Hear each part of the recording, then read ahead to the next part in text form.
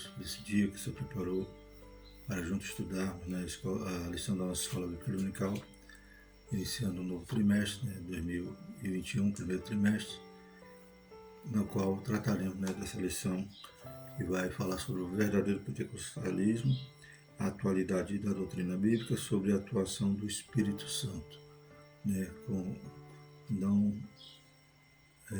diferente da lição passada. Nós vamos estudar um tema urgente, importante. Na lição passada falávamos sobre Jó, sobre a questão da fragilidade humana, da soberania divina, e nesse trimestre vamos falar sobre o pentecostalismo, o verdadeiro, Se é o verdadeiro, porque também há o falso, e precisamos então reavivar todo o conhecimento que nós já aprendemos, e precisamos transmitir para essas novas gerações a respeito desse verdadeiro pentecostalismo, Então, com base em quê? Com base na Bíblia, Então, hoje em dia são muitos modismos, muitas práticas em algumas denominações que não estão na Bíblia, São invenções de homem, muitas das vezes fábulas, que os homens criam e vivem criando, acrescentando à Bíblia unções diferentes, mas pela misericórdia do Senhor, nosso irmão Ezequiel Soares, que é o comentarista, preparou para nós porções aqui da palavra para juntos entendermos a fundo esse tema que é tão urgente, pois a Bíblia fala que nos últimos dias o Senhor ia derramar do seu Espírito sobre toda a carne. Sendo assim, toda a operação do Espírito Santo é necessária para os nossos dias, pois queremos estarmos vivendo os últimos dias. Quanto mais intensifica os sinais do mundo, a parte de Deus, as promessas de Deus urgem, Então, pela misericórdia do Senhor, vamos tratar desse tema nesse trimestre. A lição de número 1 vai falar sobre a pessoa do Espírito Santo. Então é importante, quando estudamos o pentecostalismo, que é o movimento pentecostal, conhecermos a fundo o Espírito Santo. Por quê? Porque ele é a figura que vai agir nesse movimento. É ele que precisamos crer na atualidade das suas manifestações, e conhecendo quem é o Espírito Santo e desfazendo todas as heresias, todas as doutrinas falsas a respeito da pessoa do Espírito Santo, a gente vai crer, vai buscar, vai confiar, e vai estar desejosos de que essa pessoa da Trindade habite e opere em nós e gere frutos em nossas vidas. Então vamos começar a nossa primeira lição. O texto áureo vai dizer: e não entristeçais o Espírito Santo de Deus, no qual estáis selados para o dia da redenção. Efésios 4:30, aí já demonstra uma característica da pessoa, do Espírito Santo. Ele pode se entristecer. A gente vai ver que ele não vai estar tratando aqui de um poder, de uma força ativa, mas de uma pessoa que tem todas as faculdades, intelecto, vontade, Então a gente vai estudar isso nos próximos capítulos. Verdade prática. Somente a Bíblia revela a verdadeira identidade e as obras do Espírito Santo. Um tema que nós pentecostais vivenciamos. Isso é interessante, porque, como a gente já falou, se é o verdadeiro, a gente tem que extrair da onde? Da fonte da verdade, que é a Bíblia Sagrada.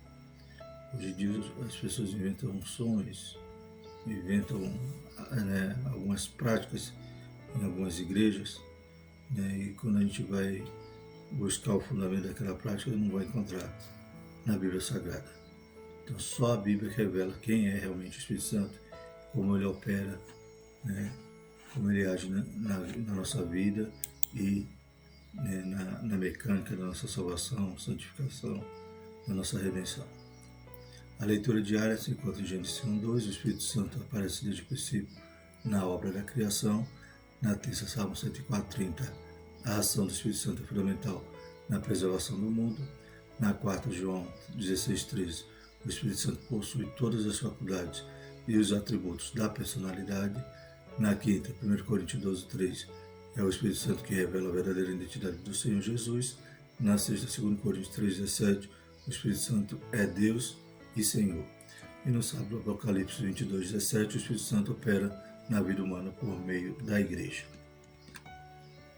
A leitura bíblica em classe se encontra em João 14, os versos 16 ao 18, o verso 26 e o capítulo 16, o verso 14. Vamos fazer a leitura. João 14, 16. E eu rogarei ao Pai, e Ele vos dará outro Consolador, para que fique convosco para sempre.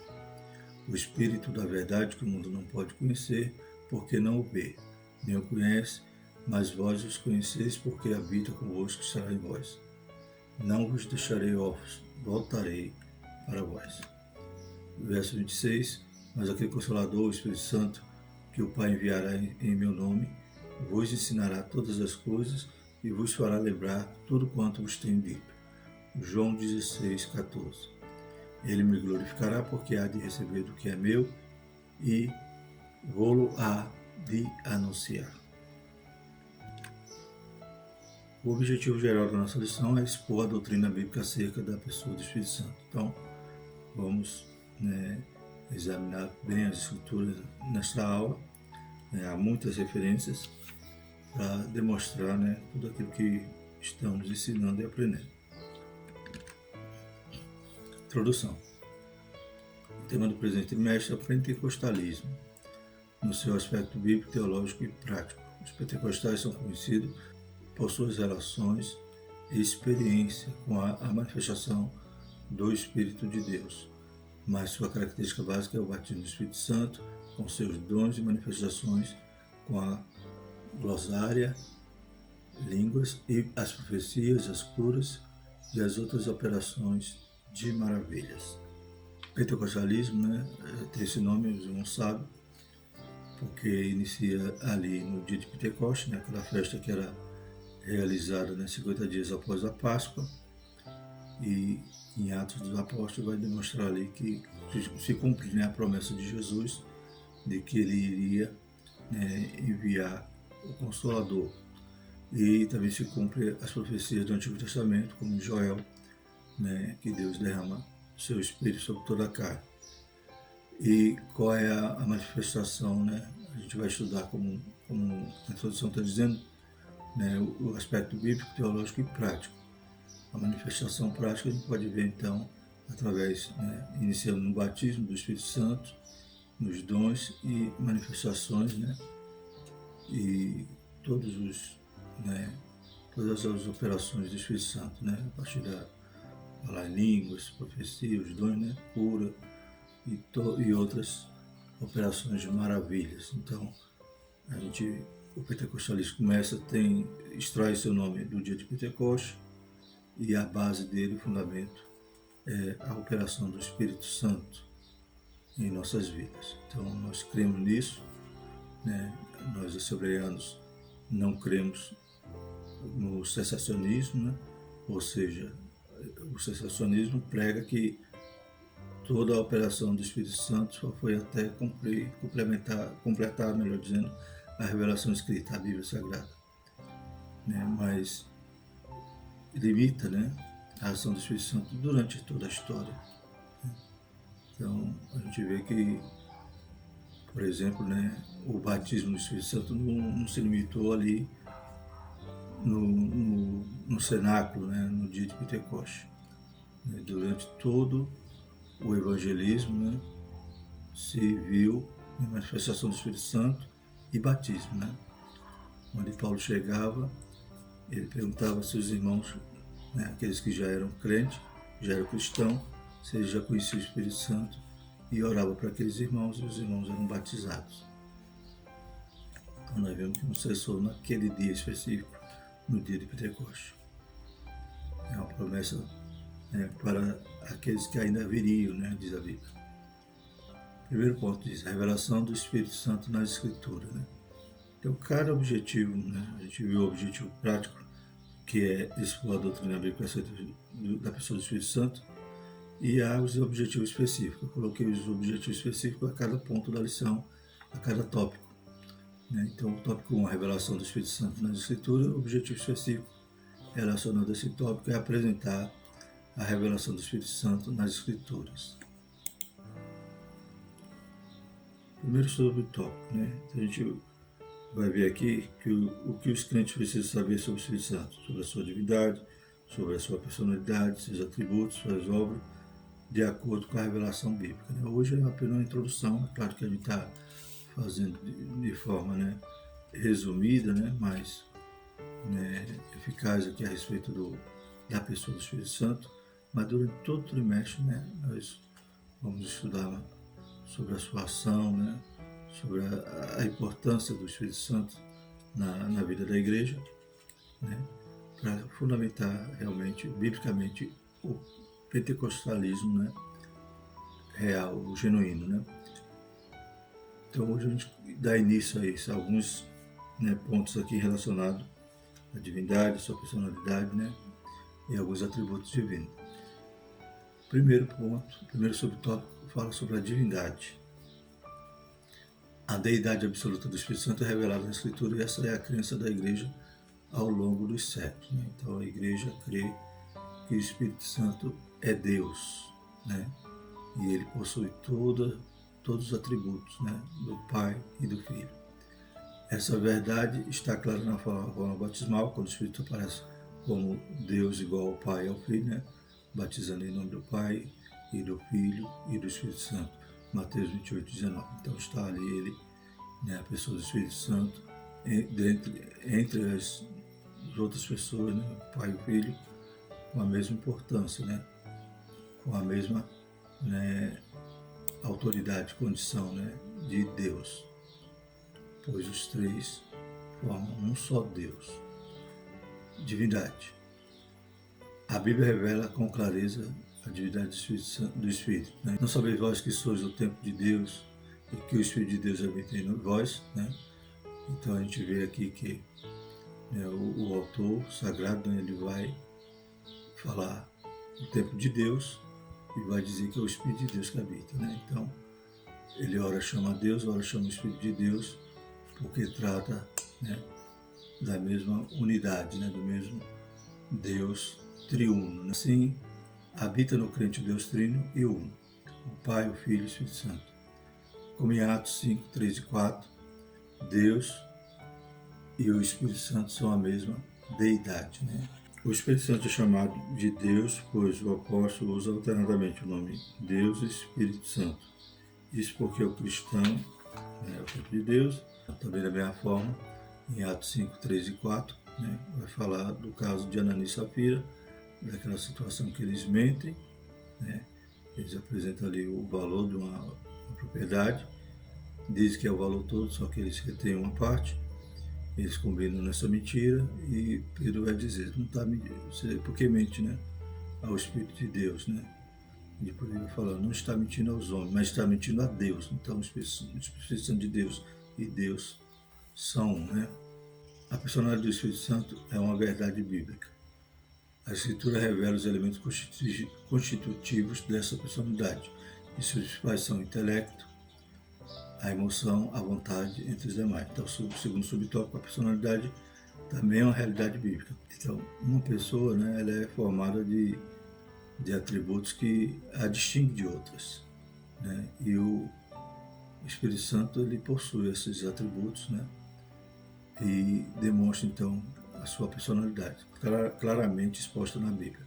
Então, intelecto, emoção e vontade são características de uma pessoa, não de uma força, né? Não de um poder, de algo que emana, não. Ele é uma pessoa, pois ele pensa, né? Ele sente e ele tem vontade. O Espírito é inteligente e raciocina, né? 1 Coríntios 2, 10 e 11 vai dizer, mas como está escrito, as coisas que os olhos viu, o ouvido não viu, não subiram o coração do homem, são as que Deus preparou para o homem. Mas Deus não-las revelou pelo seu Espírito, porque o Espírito penetra todas as coisas, ainda as profundezas de Deus. Porque qual dos homens sabe as coisas dos homens, senão o Espírito do homem, que nele está. Assim também ninguém sabe as coisas de Deus, senão o Espírito de Deus, né? Então ele é inteligente, ele raciocina, ele sabe, né? Ele também tem emoção e sensibilidade, pois ama e pode se entristecer, né? Então em Efésios 4:30, que foi o nosso textuário, vai dizer, né? E não entristeçais o Espírito Santo de Deus, no qual está selado para o dia da rendição. Então ele se entristece. E é evolutivo, né? Ou seja, ele tem vontade própria. Então a gente vê uma referência em relação à sua vontade, está lá em Atos 16:7, né? Que vai falar que ele não permitiu que Paulo, com sua comitiva, se dirigisse a Bitínia, né? Então o Espírito distribui, né, os dons espirituais conforme a sua vontade. Outra referência. Então a gente vê que ele tem vontade, né? Ele faz conforme a sua vontade, distribuindo os dons e também, né, e dirigindo ali o apóstolo Paulo de cidade a cidade, conforme a sua vontade. Atributos divinos, né, nosso terceiro subtópico. A Bíblia revela todos os atributos incomunicáveis e comunicáveis, ou seja, metafísicos e naturais de Deus no Espírito Santo. Então a Bíblia vai revelar os atributos divinos, né, que o Espírito Santo de Deus tem, sendo que há os atributos incomunicáveis e os comunicáveis. Incomunicáveis é aquele que nenhuma pessoa pode possuir, só Deus. E os comunicáveis é aqueles que ele, de alguma forma, ele transmite aos homens. Então, vamos falar aqui sobre os incomunicáveis. Ele é onipotente, né? Então, um atributo incomunicável, né? Só Deus tem esse atributo, só o Pai, o Filho e o Espírito Santo. No poder de milagres, prodígios, no poder do Espírito Santo, Romanos 15:19, na tradução brasileira. E a fonte do poder e milagre, né? Então, temos essas duas referências, Mateus 12:28, que diz: mas se eu expulso os demônios pelo Espírito de Deus, logo é chegado a vós o reino de Deus, né? Então, Jesus dizia que expulsar os demônios pelo Espírito de Deus. E Atos 2:4 vai dizer: todos foram cheios do Espírito Santo e começaram a falar em outras línguas, conforme o Espírito Santo lhe concedia que falasse. Então nós vemos que ele é a fonte do poder, né? Então o Espírito Santo é onipotente, como o Pai, como o Filho.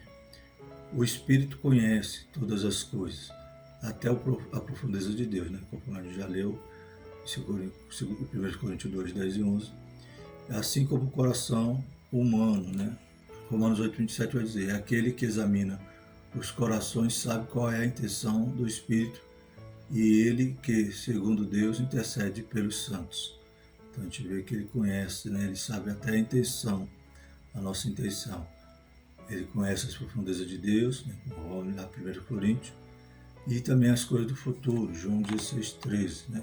Então Jesus dizendo aqui: mas quando vier aquele Espírito de verdade, ele vos guiará em toda a verdade, porque não falará de si mesmo, mas dirá tudo o que tiver ouvido e vos anunciará o que há de vir, né? Então, a onisciência do Espírito Santo ele conhece todas as coisas, né? O que acontece, o que está acontecendo e o que há de acontecer.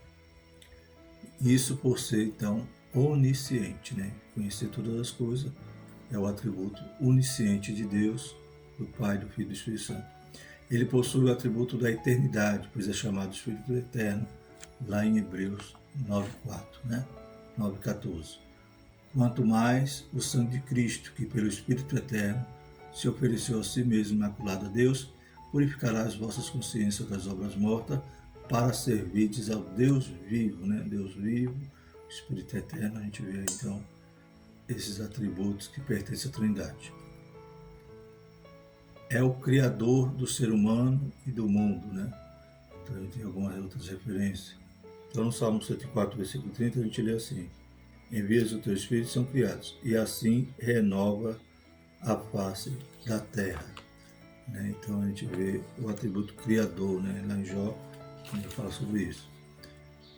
E também o Salvador, né? Efésios 1:13, Efésios 4:30, né? Não entristeçais o Espírito Santo de Deus, o qual está selado para o dia da redenção, né? Então nós estamos selados no Espírito Santo para a salvação, para a redenção, né?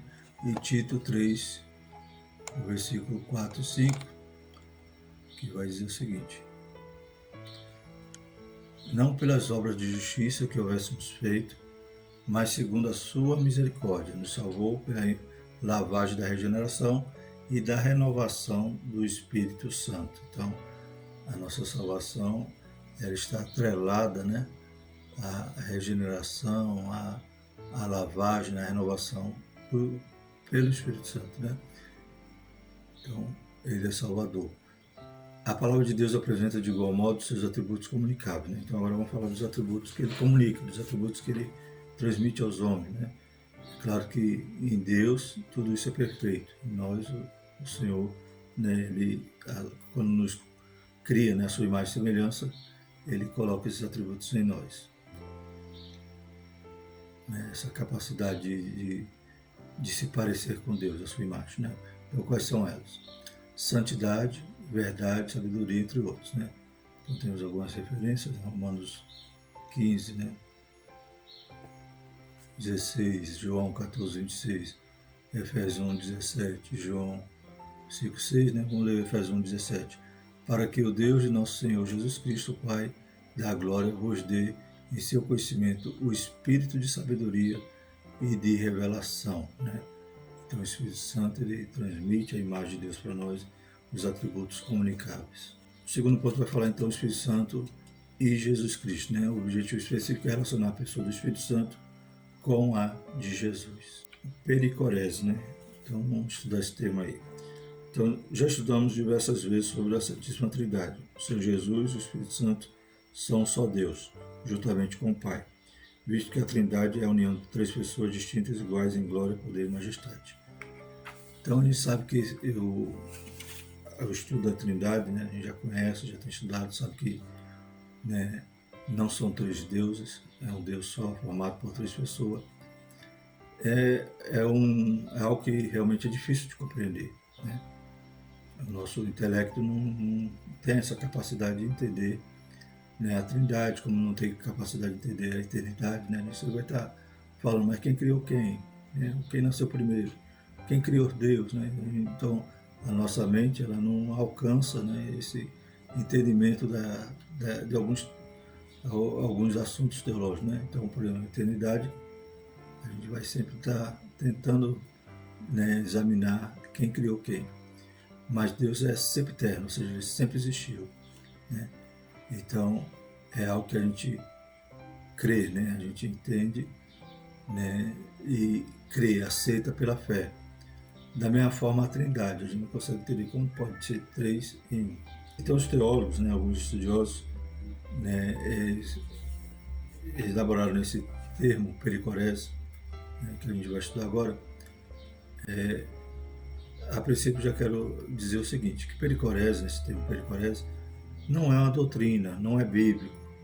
Pericorese é um termo que os estudiosos fizeram essa analogia para tentar compreender, para entender, né, como funciona a Trindade. É claro que é algo que extrapola, né, a nossa compreensão, mas para tentar fazer uma analogia, para poder entender, né, como é o movimento, como é a mecânica da Trindade, né? Então, voltemos, né, para o nosso estudo agora, entendendo que isso aí não é uma doutrina bíblica. Então, esse termo pericorese é apenas uma ilustração, né, uma analogia para poder entender como funcionaria a Trindade. É um termo teológico desconhecido no Evangelho, que expressa a relação trinitariana do Pai, do Filho e do Espírito Santo, ou seja, a habitação das pessoas da Trindade uma na outra, né? Principalmente essa condição, né? Como pode ser três em um? Então, os estudiosos, né, esses teólogos, debruçaram, né, nesse termo, no sentido de tentar entender, tentar exemplificar. Cada pessoa está nas outras e cada uma se dá às duas outras. Então, a verdade bíblica é clara, né? Então, eles só tentaram ilustrar essa verdade. A intimidade entre o Filho e o Espírito Santo se dá nesse termo e é eterna. Jesus fala desse relacionamento, né, desde antes que o mundo existisse, né?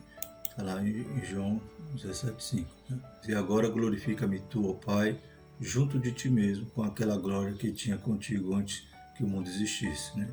Então, Jesus desce, né? Jesus cumpre a sua missão e agora ele vai voltar, né, para o Pai e será glorificado. Em outro momento ele diz a Filipe: não crês tu que eu estou no Pai e que o Pai está em mim? Né, João 14:10. O Espírito está também nessa trindade. 1 Coríntios 2:10 e 11 diz, né, mas Deus nos revelou pelo seu Espírito, porque o Espírito penetra todas as coisas, ainda as profundezas de Deus. Então essa condição de do Pai estar no Filho, do Filho estar no Pai, do Espírito também penetrar todas as coisas.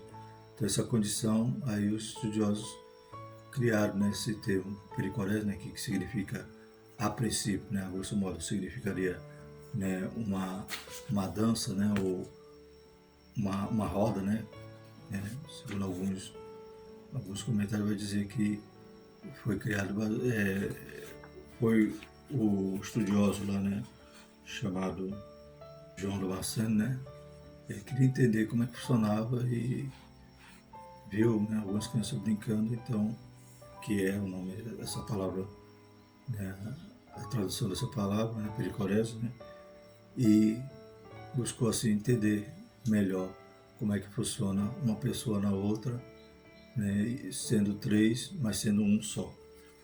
Né, aqui no livro de apoio vai dizer que significa interpenetração mútua, circunseção. São termos teológicos usados para explicar um tema importante que poucos sabemos sobre a sua realidade. É um tempo só para buscar entender. Amém? Então, trouxe aqui um slide que foi colocado no grupo, né, do WhatsApp EBD+, que eu achei muito interessante. Então, essa imagem, né, dos três em um, né, e o movimento, né, e o Pai está no Filho, o Filho está no Pai, o Espírito Santo penetra todas as coisas. Essa forma de explicar a Trindade, né, ela é diferente da tradicional, que é um triângulo, né, como temos aqui essa outra imagem, o Pai, o Filho e o Espírito Santo, que o Filho não é Pai, né, é distinto, o Espírito Santo não é o Pai, o Filho não é o Espírito Santo, mas todos eles é Deus. Então o que acontece? Essa outra forma gráfica de representar a Trindade dá uma ideia de hierarquia, né? Parece que o Pai é maior e o Filho e o Espírito Santo são menores, né? Mas a pericorese, ela dá essa ideia de movimento, então não existe essa hierarquia, né? Tanto o Pai, o Filho e o Espírito Santo, né, eles têm a mesma importância, né? Então não existe quem é o acima de todos ou aqueles que estão abaixo. Então, é um termo também que tenta explicar essa situação de que não há hierarquia, né? Não é um Deus ou uma pessoa que é de primeira grandeza e os demais, né, são inferiores. Então, como a gente já viu, o pericorese trata do relacionamento íntimo das pessoas divinas. Então, estão numa contínua e eterna inter-relação, né? Então, um opera com o outro, né? A gente sabe que tudo que a gente está estudando sobre o Espírito Santo é o Pai e o Filho também que faz, né, essas ações, essa operação através do Espírito Santo. Cada uma das pessoas está inteiramente nas outras duas. Desta forma, não existiria uma hierarquia piramidal ao estilo grego, né? Como aquela pirâmide que a gente está vendo ali ao lado. O movimento é dinâmico e não estático. Todas as pessoas da Trindade são Deus agindo em perfeita harmonia, né? Então, Deus é três pessoas, cada pessoa é o mesmo Deus e é um só Deus. Então, esse termo pericorese é uma forma de tentar interpretar a Trindade, né, de forma mais simples, né? Claro que essa interpretação nunca vai ser exaustiva, porque Deus é tremendo e nosso pensamento não é o pensamento de Deus, né? O que a gente conhece de Deus é um pouquinho só que ele se revela. Né? Então, alguns exemplos aí, né? Vou falar da natureza, o Sol, né? Que é luz, energia e calor, mas é um Sol só, né? O homem, né? Corpo, alma e espírito, né? Alguns exemplos, né? E a igreja também é uma pericorese, porque é formada de vários membros, mas deve ser uma só unidade. A gente vê que não é, né, uma doutrina nova, né? Ninguém se espante, é apenas um termo para tentar explicar a Trindade, né? Que realmente o nosso intelecto não cabe o entendimento, né? A nossa razão não consegue, né, abraçar, né? A gente aceita pela fé. O subtópico 2 diz: Ele me glorificará. Houve época que entre os assembleanos alguns questionavam a adoração ao Espírito Santo, né? Então, na nossa denominação, alguns questionavam, né? Se alguém adorasse o Espírito Santo, estaria pecando. Então, argumento equivocado, pois o Pai glorifica também o Filho, né? João 17,5, como a gente já leu. E nem por isso se diz que o Pai não deve ser adorado. Se o Espírito é Deus, logo pode ser adorado. O argumento era baseado numa interpretação equivocada das palavras de Jesus: Ele me glorificará, porque há de receber o que é meu. João 16,14. E ainda hoje é comum ouvir alguém dizer que o Espírito Santo não deve ser adorado, porque é ele que glorifica a Cristo. É claro, o Espírito glorifica a Cristo, o Pai glorifica a Cristo, mas todos três, né, merecem, são algo, né, podem ser adorados. Né? Tem até um hino que diz: glória ao Pai, glória ao Filho e ao Espírito Santo. Né? Eu imagino que esse hino deve ter provocado algumas polêmicas quando foi criado, mas o certo é que podemos adorar o Pai, o Filho e o Espírito Santo. Subtópico 3, o efeito prático da pericorese. Então, vou voltar ao termo que a gente iniciou, né? Pericorese. A verdade é que quando expressamos no culto glória a Deus, o Filho e o Espírito são glorificados no seu louvor, né? Então, como os três estão ali fazendo parte, né, de um só Deus, glorificar o Pai, está glorificando o Filho e o Espírito Santo. E da mesma maneira, se eu glorificar o Filho, eu glorifico a Deus e o Espírito Santo. Se eu glorificar o Espírito Santo, eu glorifico também as outras duas pessoas da Trindade. De modo que a declaração do artigo de fé 27 do Credo de Atanásio, tanto a unidade na Trindade como a Trindade na unidade deve ser adorada. Está fundamentada nas Escrituras, né? Então, tanto faz adorar Jesus separadamente ou a qualquer das outras pessoas da Trindade, como adorar a Trindade. Então, posso adorar o Pai, o Filho e o Espírito Santo e estou automaticamente adorando as outras pessoas da Trindade. Subtópico 4, consubstancial com o Filho, né? Então, esse é o subtópico 4. O que é consubstancial? É da mesma substância, né? Então, o Pai, o Filho e o Espírito Santo, mais uma vez aquele termo pericorese, vai demonstrar, né, que os três são iguais, né? São da mesma substância, né? Só a manifestação que difere, né? O Pai, né, tem uma ação, tem uma função, o Filho e o Espírito Santo, mas todos os três estão naquele movimento de cooperação, né, de existência, de mesma substância, né, e cada ação de um é também assistida pelos demais. O Senhor Jesus prometeu enviar o Consolador e o identifica com o Espírito Santo. Então, quando Jesus promete o Consolador, né, João 16:26 vai dizer o seguinte: mas aquele Consolador, o Espírito Santo, que o Pai enviará em meu nome. Né? Então, em meu nome quer dizer, né, me representando. Então, Jesus se identifica com o Espírito Santo. O Filho é consubstancial com o Pai, né? E o Pai somos um, né? João 10:30. Da mesma forma que o Espírito é consubstancial com o Filho. Romanos 8:9. Né? Que vai dizer: vós, porém, não está na carne, mas no Espírito. Se é que o Espírito de Deus habita em vós, mas se alguém não tem o Espírito de Cristo, esse tal não é dele. Então, o Espírito de Cristo, o Espírito de Deus, né? O Espírito Santo. Então, a gente vê que é tudo, né, são uma só substância, né? São todos um, né? Jesus disse que o Pai vos dará outro Consolador, né? A palavra outro em grego, empregada nessa passagem, significa ser alguém da mesma natureza, da mesma espécie, da mesma qualidade, né? Então, quando Jesus vai dizer no versículo 16, né? Está aqui na nossa leitura em classe, né? E eu rogarei ao Pai e vos dará outro Consolador para que fique convosco para sempre. Então, quando Jesus está falando do outro, ele está dizendo alguém igual, né? Alguém da mesma natureza, da mesma espécie, da mesma qualidade. Então, não é inferior, não é superior, é igual. Terceiro ponto, tópico da nossa lição: o Espírito Santo age no mundo e no ser humano. Objetivo específico: afirmar que o Espírito Santo age no mundo e no ser humano. Né? Então, no mundo, sua atuação é visível a começar pela criação e preservação do planeta Terra. O Espírito de Deus se movia sobre a face das águas, né? A gente vê lá em Gênesis, aqui ele participou da criação do mundo, né? Da criação do homem. Então, é visível, né? Então, a sua atuação na criação e na preservação, né? Como a gente também já leu o Salmo 104, versículo 30, né? Envias o teu Espírito, são criados, e assim renovas a face da terra. A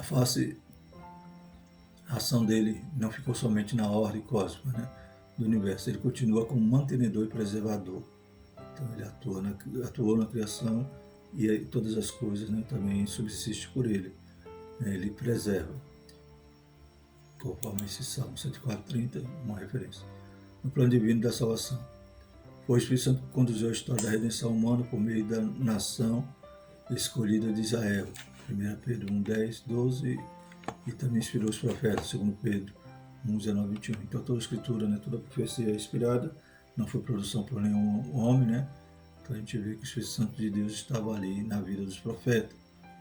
E também aqui em 1 Pedro 10:12, 10 e 11 vai dizer assim: da qual salvação inquiriram e trataram diligentemente os profetas e profetizaram da graça que vos foi dada, indagando que tempo ou que ocasião de tempo o Espírito de Cristo que estava neles indicava anteriormente, testificando os sofrimentos que a Cristo havia de vir e a glória que se lhe havia de seguir. Né? Então o Espírito Santo revelava o Espírito de Cristo, é interessante, né? Então já mostra o Espírito de Cristo ali na vida dos profetas, né?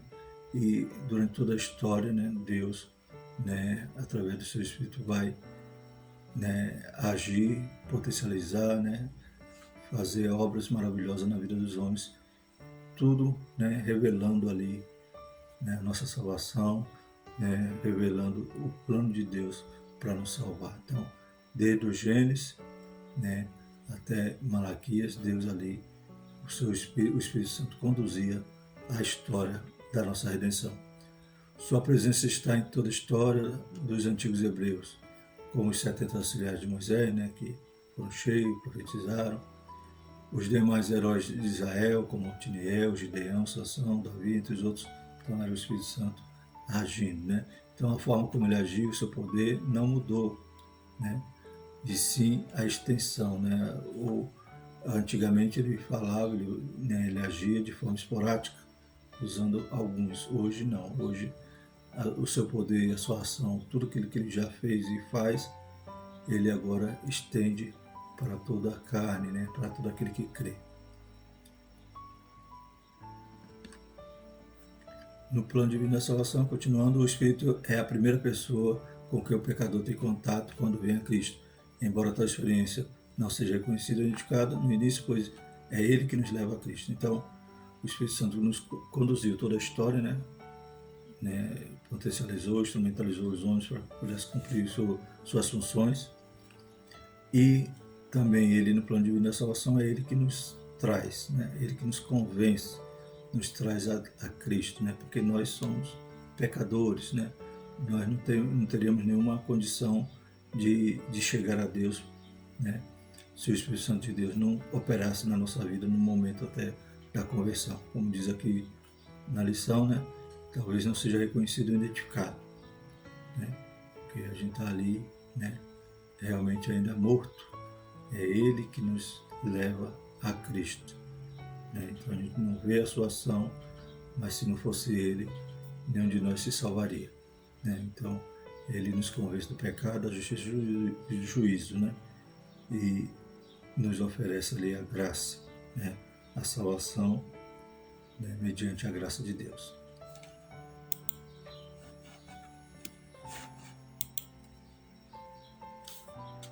A ação dele, então, né, na vida humana. O Novo Testamento registra o início da dispensação da plenitude do Espírito. E essa nova era começou com a descida do Espírito Santo no dia de Pentecostes. A gente viu que é a plenitude, né? Começa ali no dia de Pentecostes, né? Por quê? Porque outrora o Espírito Santo agia A gente já falou de forma esporádica, né? Mas hoje a plenitude, ele derramado, glória a Deus, sobre toda a carne. Essa descida foi para ele, para que ele ficasse conosco para sempre. Né? Ele veio também, né, cumprir a função do outro Consolador, né? Então Jesus foi para o Pai, mas não nos deixou órfãos. Ele mandou o Espírito Santo para ficar conosco. Foi a promessa de Jesus para a dispensação da igreja. Nos dias atuais, o Espírito continua atuando na vida dos crentes. Isso pode ser visto no meio do fruto do Espírito, por meio, né, do fruto do Espírito e das manifestações dos dons espirituais. Então, esse verdadeiro pentecostalismo que a gente está estudando parte da pessoa do Espírito Santo. A gente tem que entender, conhecê-lo, saber que ele é Deus, saber que ele faz parte da Trindade, saber que ele tem todos os atributos de Deus, ele é digno de honra e glória, né? E que nós vivemos hoje nessa dispensação do Espírito. Então, sem ele, tirando o Espírito Santo da equação, o que sobra, né? Que igreja é que pode, né, resistir, que igreja é que pode ter forças para avançar? Então, hoje, né, nós, cumprindo a promessa que Jesus fez ali aos discípulos, nós temos então esse privilégio de ter o Consolador conosco, né? De ser templo do Espírito Santo de Deus e de poder ver o poder de Deus manifesto na nossa vida e o fruto de tudo isso também, né, sendo produzido, né, na nossa vida. Então, que nós possamos conhecê-lo, buscá-lo, entender, né, entendê-lo e examinar as Escrituras para conhecer de verdade e não com, né, alguma doutrina, algum vento de doutrina que os homens criam, né, algumas unções diferentes aí que aparecem aí, que só a misericórdia de Deus, que estão fora da Bíblia, né? Então a Bíblia diz que se vierem pregar um outro evangelho é anátema, né? Até um anjo, se viesse fazer isso, é anátema, né?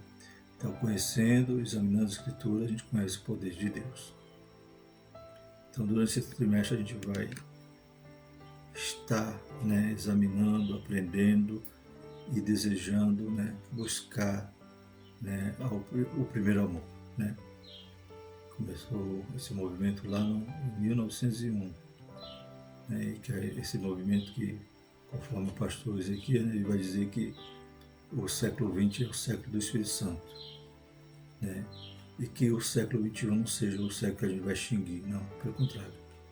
A gente tem que continuar, né, experimentando o poder de Deus na nossa vida, porque, como já foi dito no começo da lição, estamos nos últimos dias, é o dia da plenitude do Espírito Santo, quando ele derrama, para que possamos servi-lo com ousadia, com autoridade e com santidade.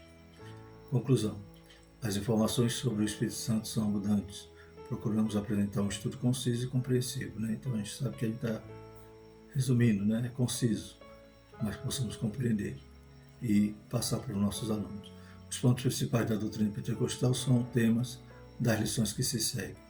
É importante, por enquanto, saber que o estudo sobre o pentecostalismo é o estudo, que o estudo sobre o pentecostalismo é o estudo sobre o Espírito Santo. Estudar o Espírito é estudar sobre Deus e o seu relacionamento conosco em Cristo. Está aí a Trindade. Amém? Então, que os irmãos possam ter uma aula abençoada, que o Espírito Santo possa ser o condutor, né? Aquele que vai inspirá-los e vai fazer lembrar de tudo aquilo que tem aprendido. A lição 2 vai falar sobre a atuação do Espírito, né? Do Espírito Santo no plano da redenção. Estaremos estudando, né, na nossa próxima lição. A gente já falou alguma coisa nesta lição, né? Dessa atuação, dessa ação no plano de vida da salvação, mas a gente vai debruçar melhor sobre esse tema na próxima lição. Amém? Que Deus nos ajude, nos dê graça e continue, né, abençoando a sua igreja e a Escola Bíblica Dominical, que é um dos pilares da Assembleia de Deus, né? A Assembleia de Deus, com uma escola dominical forte, né, vai ter, né, obreiros, né, ceifeiros preparados para a seara. Amém? Vamos orar. Maravilhoso Deus, te louvamos, te agradecemos nesta hora por esse trimestre, por esse ano que o Senhor nos dá, que possa ser um ano, Pai, aleluia, de vitória, Senhor Jesus. Que o Senhor possa estar conosco, nos livrando de todo mal, abençoando, Pai, essa terra, essa nação. Deus de poder e glória, continua abençoando cada aluno da escola dominical. Pai, dando graça, dando desejo de estar todos os domingos na tua casa, Pai, aprendendo de Ti.